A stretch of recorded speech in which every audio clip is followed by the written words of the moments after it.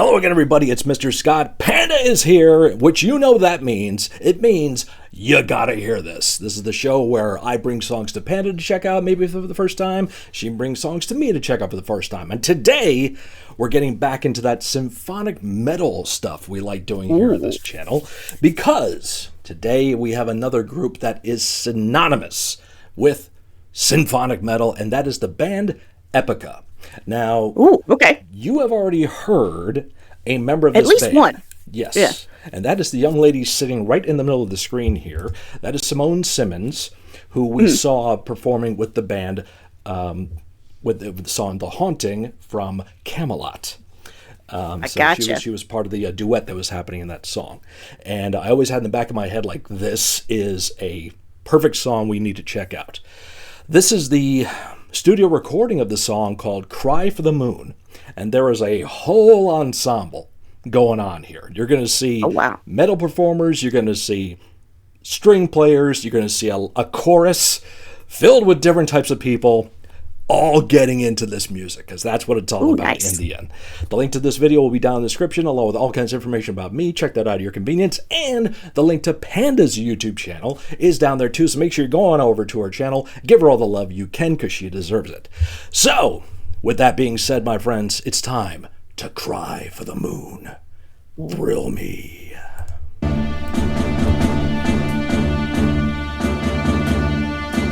Ooh. Okay.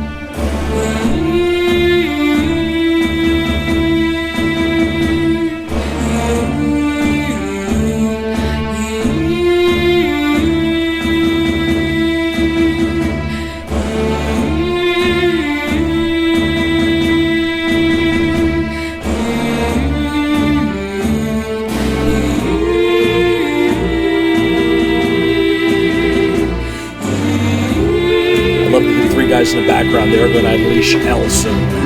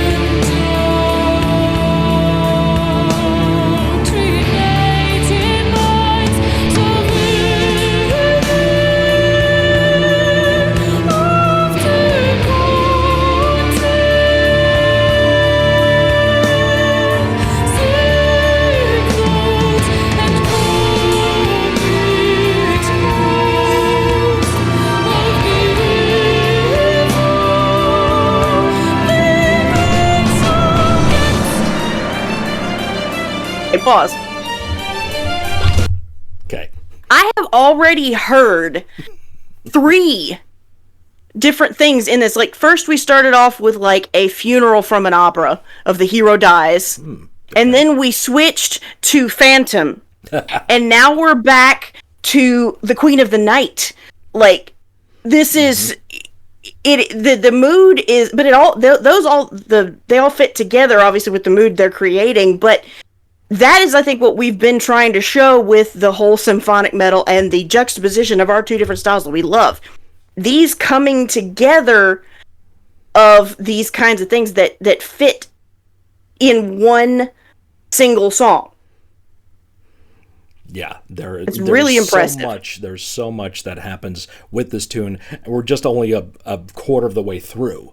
I know. There's still a lot more. The heavy stuff hasn't even started yet, and it's about to. Okay, first we had the symphony. Now we're going to get to the metal, and it's going to get brutal. But the perfect word to use, the juxtaposition between what you're about to hear, the aggression you're about to hear, and the lyrical melancholy that we've been experiencing so far just comes together so perfectly. So I'm going to back it up a little bit, and then we're going to get into the real part of it.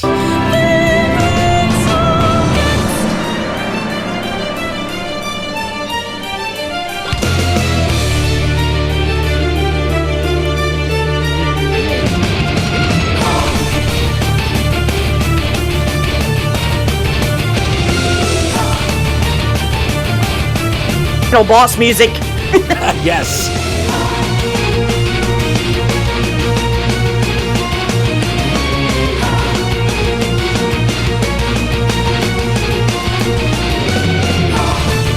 Imagine the evil king is waking up. He is walking towards her. He is rounding the corner. He sees her. And she must go.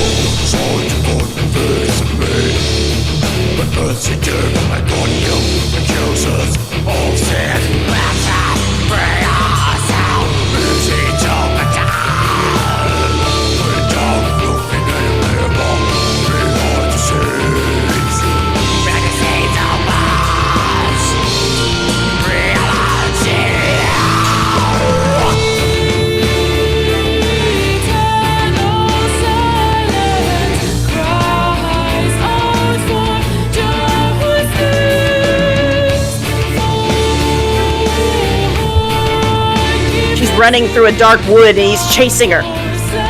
Yeah.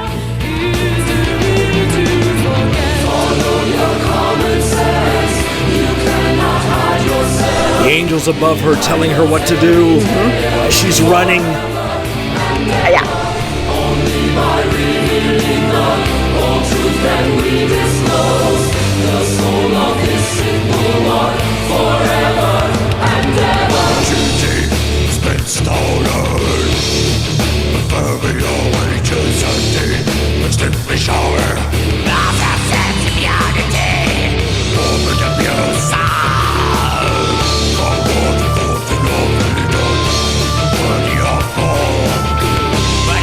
Like the light up from under his face.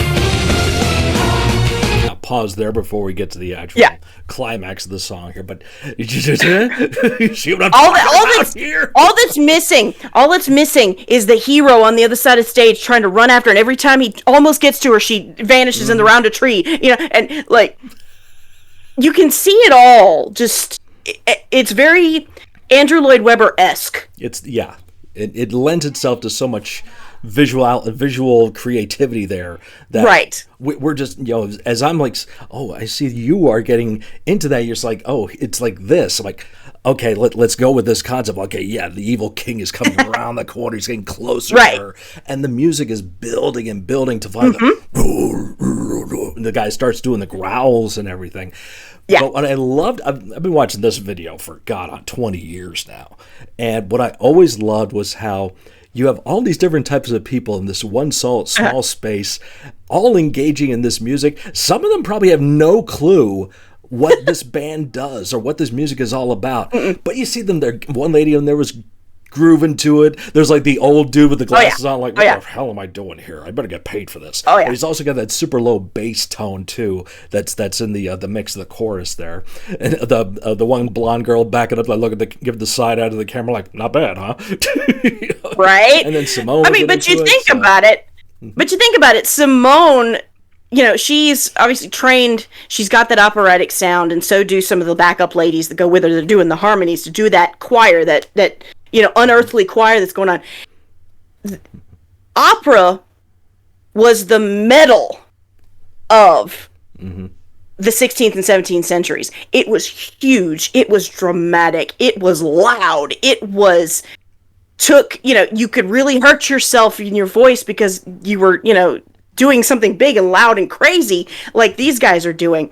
So it's no surprise that it works so well together. Mm-hmm.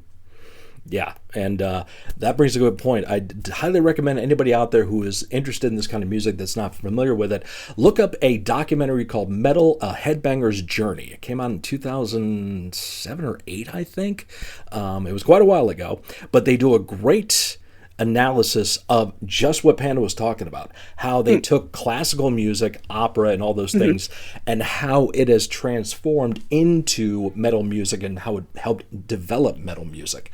Because you could see, there was one gentleman in the documentary saying, I could see this classical performer playing in Led Zeppelin, or Mozart playing in Van Halen, Well, and think of just the one piece, O Fortuna, Fortuna. That right there doesn't need much changing. No, it does not. Which I think TSO did a version of that. I'm sure they did. They did it. Yeah, wouldn't surprise me. Wouldn't surprise me at all. That is also what Ozzy Osbourne would always use as his entrance music when he came on stage. So, with that being said, let's back up a little bit and let's end this cry for the moon.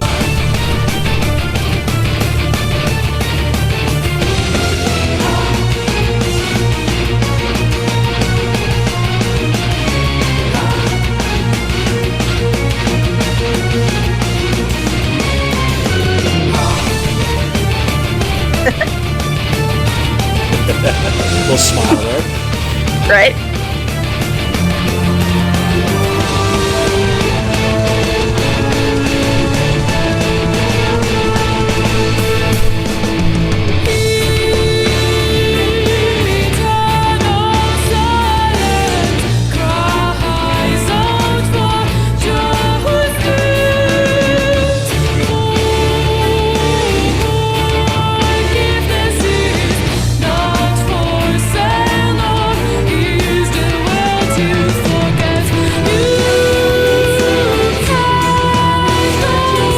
Change. Yeah.